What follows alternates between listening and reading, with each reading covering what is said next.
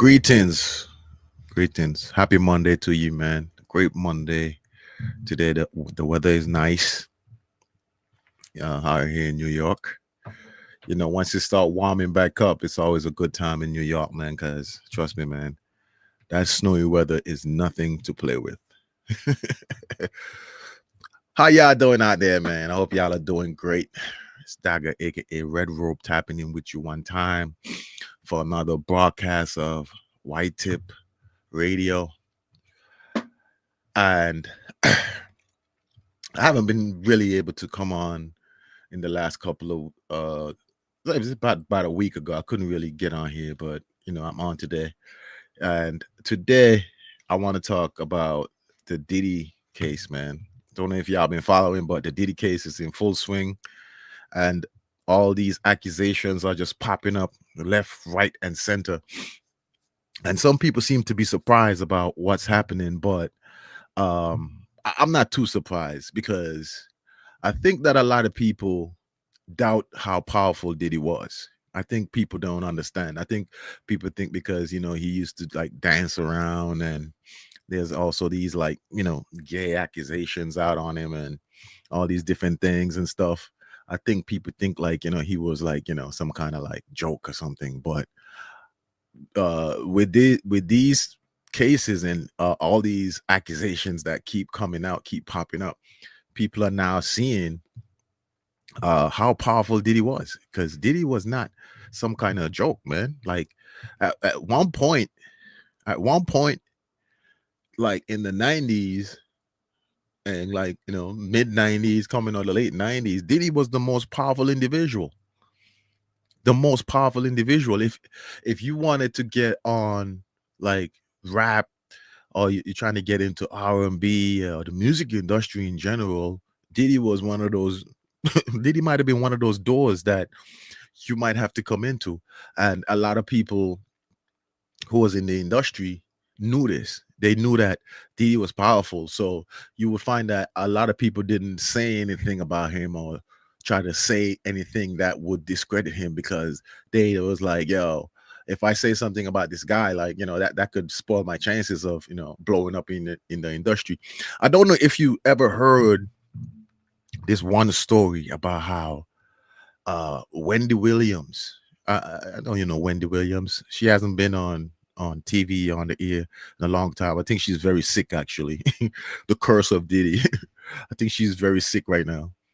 But she had put out this story about Diddy on air. She had put out this story about how Diddy was doing some weird stuff with another guy or something, allegedly. You know what I mean? You got to say that. Yeah, about Diddy was doing some weird stuff with some other guy, and she used to be a big voice on, I think, Hot 97. I think Hot 97. She was a big voice. She was popping on Hot 97. As soon as she said that, stuff about Diddy, she was gone. Diddy called up. Diddy called him up and said, if you don't get this lady off the air, he's shutting that down. He's shutting that shit down. So Wendy Williams had to get off Hot 97. That's the reason why she was fired. Diddy got her fired from her job at Hot 97, the biggest radio station in New York at the time. You know what I mean? So you got to understand how powerful Diddy was.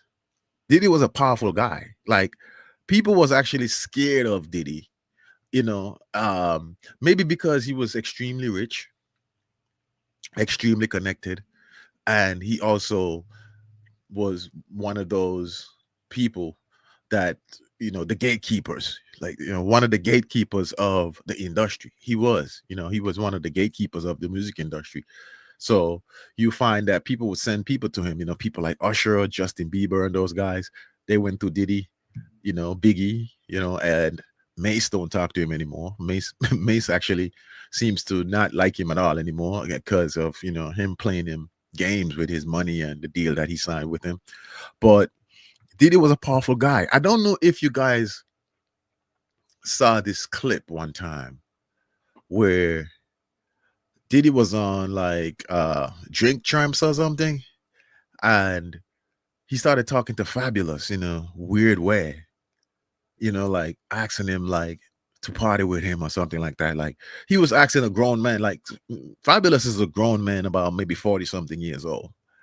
And here's Diddy sitting there telling Fabulous, "Oh, how come you never party with me, man? How come you never party with me?" And Fabulous looks scared. And Fabulous is like, "Yeah, I party with you, man." And all the other guys on the panel on the show right there is sitting there looking at each other like, what the hell is going on with this guy? Why is he talking to Fab like this? And Fab is like, "Man, I party with you." And Diddy's like, nah, we never party. That was kind of weird, Diddy. So I mean, Diddy was a powerful guy, and some people knew that. Some people knew Diddy was powerful. They didn't want to cross him. They didn't want to say anything that would spoil their chances of the music industry. I mean, look at Shine. Shine is one of the guys that I look at when he did the situation. Like Shine came out with a whole documentary, and I want to do a deeper dive on this. I want to do a deeper dive on this Shine and Diddy relationship because there's something that it's just not adding up. I want to feel like Shine did a whole documentary on Hulu, and he claims he was the fall guy. He claims that he was the guy that fell for Diddy's crime that he commit back when that nightclub shooting incident when somebody pop off their gun in the nightclub and Shine was there and Diddy and Jennifer Lopez. So Shine did a whole documentary, and he's now like distancing himself from Diddy. He's now, actually speaking out against Diddy. And my question was, why didn't he speak like this before Diddy was locked up? That's my question. That's what I would ask him if I was like, why didn't you say anything about these things before Diddy was locked up? Because when Diddy was free, he went and he linked back up with Diddy. And he was, it's like talking about, oh, brother love, and all this stuff. So it's like, it's kind of weird when I saw him like distancing himself from Diddy and saying, he was the fall guy for what Diddy did back in that nightclub. It was kind of weird to me because it's like you could really tell that he didn't want to say anything. He didn't want to say anything while Diddy was free because Diddy still had that power. I mean, Diddy is a powerful guy, or was a powerful guy. Diddy got the keys to the city from the mayor of New York. They took it back, but he had the key. They gave him the keys to the city. That's how powerful he was. It's money and power. You know what I mean? This guy was a powerful guy. I want to read this report that I saw on online. I got this from the New York Post, and it's about a singer. It's about a singer that used to work with Diddy. She used to be in the Danity Kane group, pop group, and she is a former associate of Diddy. That in the early 2000s, they were on the reality show Making the Band, and she testified against Diddy on last Monday, on his sex trafficking trial in Manhattan. Now, here's what they said. They said Richard, the lady, 41 years old, sued Combs last year, saying he sexually assaulted and imprisoned her and threatened her life when she intervened to help Cassie Ventura, Diddy's ex-girlfriend, who testified in the case for 4 days last week about an alleged decade of rape, abuse, and forced freak-offs, sex marathons, with male escorts orchestrated by Diddy. Cassie's ex-best friend, Carrie Morgan, is now on the stand, testifying about terrifying abuse she witnessed her former friend endured at the hands of the Bad Boy record founder. That is crazy. You know what I'm saying? So you have different people just popping up here and there and just confessing. And you're like, so you mean to tell me that this stuff was happening all this time and you guys never said anything? So why you guys didn't come out before and say, hey, this guy is doing some horrendous things and we need to stop him now. That's what I be thinking. But then I think about how powerful Diddy was in the industry, that if you was to come out and say something, you could probably lose your career. So these people was probably living in fear all their life, and they didn't want to speak out because they knew that if they spoke out, their careers would be over. They wouldn't be able to they wouldn't be able to participate in the music industry if they go against Diddy. Diddy was a powerful guy. I think that people don't understand that. I think that people don't understand how powerful Diddy was. Like, I saw him. I saw the text exchange between him and Kanye West. Remember when they had that little, that little back and forth, and he was like, "Yo, just let's meet up, Kanye. Let's just meet up. Let's meet up." And I don't know if he was trying to tell him let's meet up so he could do something physically to him, or he was just gonna talk to him and tell him like, "Yo, dude, you need to chill," or whatever. Because Kanye be wilding sometimes, of course, but you could just tell that when someone has a certain type of power and a certain type of privilege, that they just talk a certain way. They do certain things and they get away with it because they got money. And mind you, Diddy is probably a fall guy for a lot of the industry. You know what I'm saying? Because I'm sure there's people that's doing worse things than Diddy. I mean, they never locked up Hugh Hefner for nothing when he had that whole house full of young women. They never said anything about it. They were just looking at him like he's some kind of special guy. And there's a bunch of other guys that's in the industry that has been accused of like big accusation, child trafficking, you know what I'm saying, woman abuse, rape, and all this stuff. And nobody says anything. They just get away with it. But Diddy, Diddy's facing a RICO. The thing is, like, they didn't really give that type of case to regular average people. That was only built for like the mob and the mafia and stuff. That's how, and it had to be a RICO is usually associated with a group. Like it's just like a bunch of people. Diddy's facing a RICO on his own. They literally put Diddy in the RICO category. It's like crazy. And sometimes, you know, you want to be sorry for Diddy. You know what I'm saying? You want to be sorry because some of the stuff seems a little bit like, some people just popping up out the blue and saying that Diddy assaulted them. A couple of guys was like coming out and talking about how Diddy raped them and all that stuff, which is like some people just trying to, some people just trying to cash out. And I see that happen a lot in America, where when somebody gets accused of something and they go and they're rich and stuff and they go into court, you have all these people coming from out of the woodwork saying that, oh yeah, me too, me too. That's how they got the Me Too movement. Me too, me too. You know what I'm saying? So like you got people coming from everywhere saying now that they they were assaulted and raped by Diddy also. But it's just like Diddy is facing some serious accusations. I don't really know if he's gonna beat these accusations. It's crazy, but I just wanted to stress on the fact that Diddy was extremely powerful. He was, and he was so powerful that a lot of people didn't want to say anything about anything, even if they knew. I mean, even if Usher knew something, he wouldn't say anything, right? I mean, Diddy said they would wake up in the morning and wrestle for the Frosted Flakes. Pause. That was weird, man, Diddy.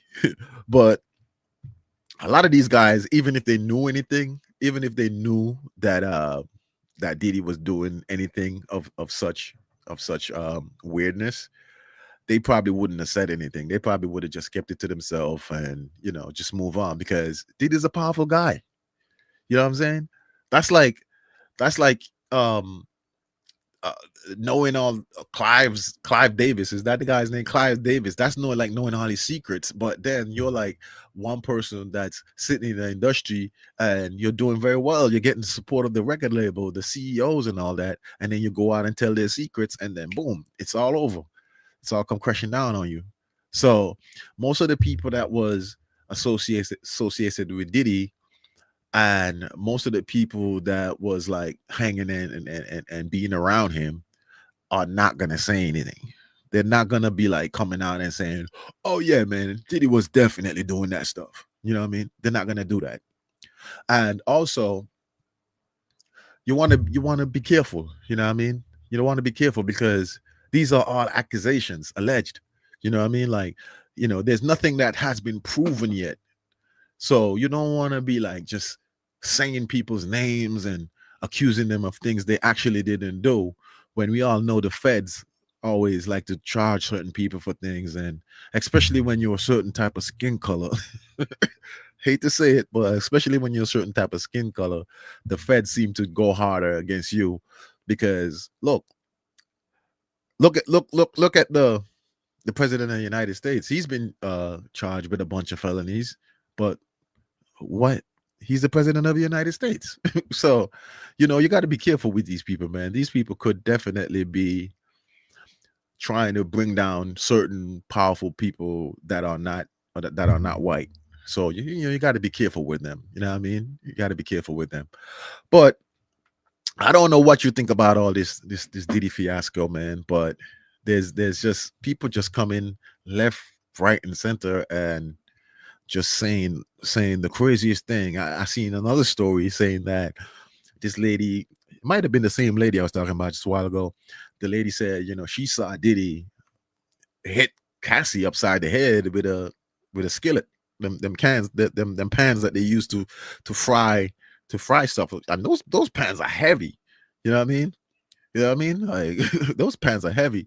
So, you know, she's saying that she saw Diddy hit Cassie upside the head with one of those and then drag her by the hair upstairs. And she didn't say anything. For all these years, she didn't say anything. I guess, like I said, Diddy was a powerful guy. Like a lot of people didn't want to say anything. A lot of people didn't want to come out and say if they had some kind of interaction with him that was not appropriate. um like they didn't want to say anything because trust me, money, power, money and power. And when people hold that money and power, you tend to tread lightly. You don't want to cross them because they got the money to either get you out of here, to make you not exist anymore, or just destroy your career altogether and make sure that you don't ever have a job in the city again. You know what I mean? So tell me what you think, man. Tell me what you think about all this Diddy fiasco that's going on right now. Um, do you have any views on it, man? But all I know is that Diddy was a powerful guy, and you wanted to really take your time if you was going to try to cross him. All right, man. That's my broadcast for the day.